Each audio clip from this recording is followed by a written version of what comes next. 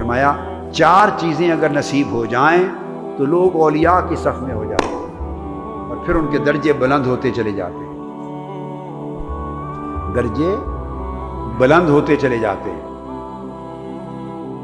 کسی نے آپ نے ارشاد فرمایا کہ سب سے زیادہ طاقتور قوی کون ہے؟ لوگ تعلیم لیتے تھے نا آپ سے، ایک نے پوچھا کہ قوی کس کو کہتے ہیں، طاقتور؟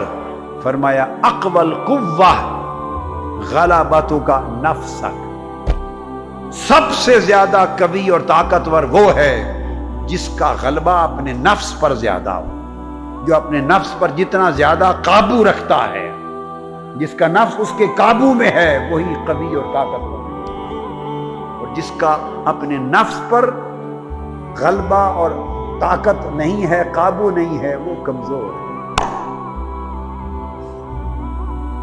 اور پھر فرمایا من عجز عن ادب نفسه کان عن ادب غیرہ اعجز، جو شخص اپنی زندگی میں اپنی ذات میں ادب نہیں کر سکا، ادب کا لحاظ اور ادب کا خیال نہیں کر سکا، تو دوسروں کا ادب کیا کرے گا؟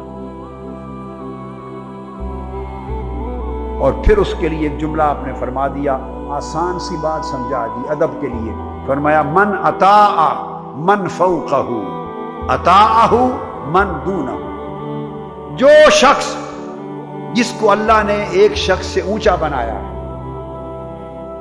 خواہ عمر میں اونچا بنایا، بڑا بنایا، خواہ علم میں، خواہ عمل میں، خواہ عمر میں، کسی لحاظ میں، جس شخص کو آپ سے بڑا بنایا گیا، جو آپ سے فوق ہے، آپ سے ابب ہے، جو شخص اس کی اطاعت کرے گا، یعنی اس کا ادب کرے گا، اس کا لحاظ کرے گا، اس کا حیا کرے گا، فرمایا اطاعہ من دونہ، کائنات کی ہر وہ چیز جو اس سے نیچے ہے وہ اس کا ادب کرے گا، جو اپنے سے بڑے کا ادب کرے گا، اس سے ہر چھوٹا جو اس سے نیچے ہے وہ اس کا ادب کرے گا۔ بس آپ اگر چاہتے ہیں کہ کوئی کسی کا ادب کرے، آپ اپنے سے بڑے کا ادب کرنے والے بن جائیں زندگی پر، جو آپ سے چھوٹے ہیں وہ آپ کا ادب کریں۔ آپ اپنے ماں باپ کا ادب کریں، کیا اپنے ماں باپ کا ادب کریں، پھر دیکھیں جب آپ کی اولاد جوان ہوگی آپ کا ادب کریں۔ اب جو چیختے ہیں کہ اولاد ادب نہیں کرتی، انہیں چاہیے کہ ذرا گریبان میں جھانک کے اپنا ماضی یاد کریں کہ انہوں نے اپنے ماں باپ کا ادب کیا تھا۔ جس نے ماں باپ کا ادب نہیں کیا اس کی اولاد اس کا ادب نہیں کرے گی، جس نے اکابر کا ادب نہیں کیا صاغر اس کا ادب نہیں کریں گے، جس نے بڑوں کا ادب اور حسن ادب کا حق ادا نہیں کیا مخلوقات اس کا ادب نہیں کرے گی۔ اور اگر دیکھو ساری مخلوق کسی کا ادب کرتی ہے تو حسد نہ کرو، حسد نہ کرو، سمجھو کہ اس نے بڑوں کا ادب کیا ہوگا، اس نے سب سے بڑے کا ادب کیا ہوگا، ہر کوئی، اس نے کسی ایسے کا ادب کیا ہوگا اور کرتا ہوگا، اس نے سب چھوٹوں کو اس کے ادب پہ لگا دیا ہے۔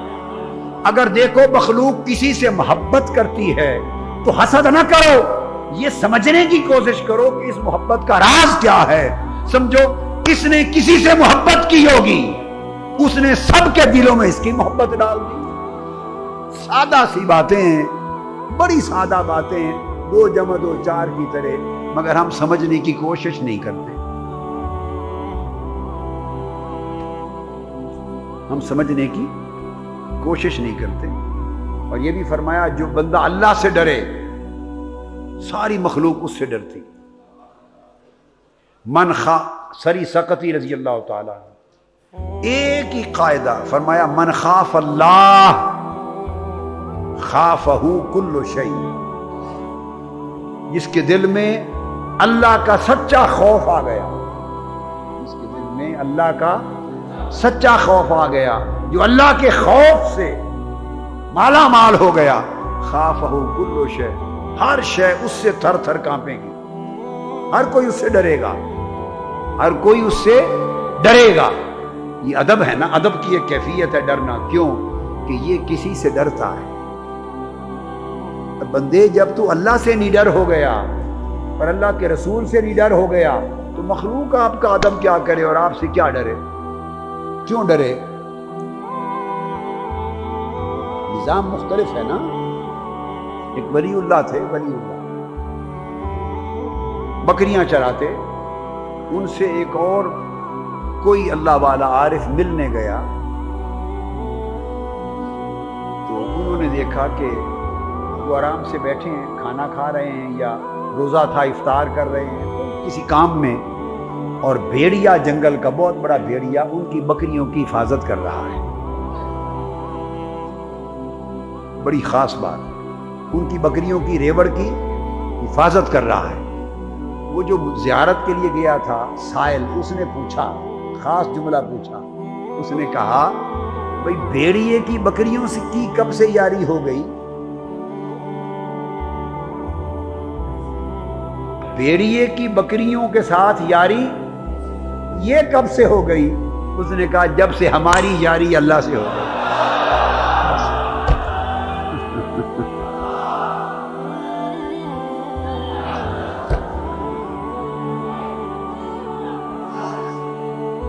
یہ بات سمجھ آئی؟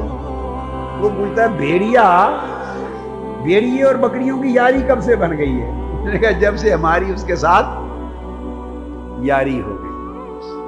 اطاعہ کل شیء، پھر ہر چیز اس کی تابعداری میں آ جاتی. حضرت سری سقطی رضی اللہ تعالیٰ عنہ نے یہ بھی فرمایا. اب یہ تعلیمات ہیں تصوف کی. اب سب سننے والے سوچیں ارے یہ بری چیز ہے یہ تصوف، اس کو برا بلا کہنا کتنی بری بات ہے. تصوف یہ ہے، اگر کسی کے پاس یہ نہیں تو یوں کہیے کہ وہ صوفی نہیں، وہ صوفی نہیں ہے، دنیا دار ہے، تاجر ہے، کاروبار ہے، مکار ہے، سوداگر ہے، صوفیوں کا نام بدنام کرتا ہے.